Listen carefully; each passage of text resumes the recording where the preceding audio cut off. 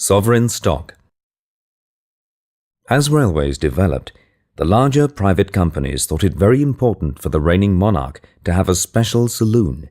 Immaculately planned safety precautions also had to be prepared for their safe operation. This film takes a closer look at the LNWR's royal carriages built for Edward VII. Royal railway carriages, built tailor-made for the reigning monarch, were naturally extremely luxurious in both appearance and fittings. At the National Railway Museum, York, the collection includes the vehicles built for King Edward and Queen Alexandra in 1902. The king wished for a more modern and comfortable conveyance, for his long journeys northwards in particular. The London and North Western Railway was the owner of Queen Victoria's principal saloon. As soon as the new king ascended the throne, the company moved quickly to gain permission for the construction of a new train. The result was two spectacular 12-wheeled vehicles.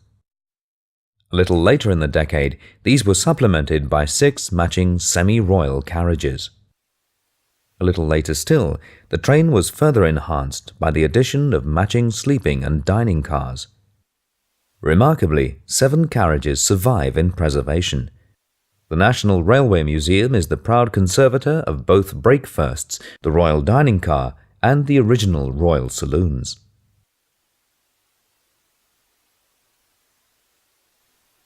In contrast to the traditional values set by the previous monarch, Queen Victoria, the carriages for Edward VII were radically modern. Clean lines and light colours swept away the clutter and heavy fabrics of a previous generation. The fitting of fans and up-to-date lighting systems ensured that the royals kept up with Britain's latest technological developments.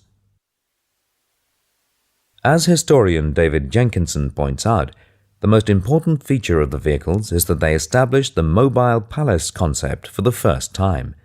This was done by combining modern technology with the traditional family saloon.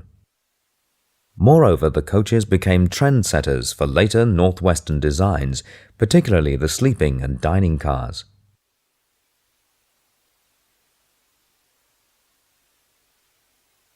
Not to be outdone by their western counterparts, the East Coast companies built a pair of royal saloons to rival the luxury of their competitors. Naturally, the carriages are very much in the early Gresley style. The vehicles were regarded as East Coast joint stock, thus sharing out the inevitable publicity. The interior finishes were sumptuous beyond any standards of the day. The wood veneers in the principal compartment of the King's Day Saloon were considered incomparable. The East Coast joint stock was a popular choice for the royals for shorter journeys, for example, travelling to race meetings. The King's Saloon was employed for a large portion of time as conveyance for Queen Mary, and after the early 1950s for Queen Elizabeth and the Queen Mother. Though they were to be followed by the building of successive royal trains, the earliest saloons built for King Edward VII are arguably the finest.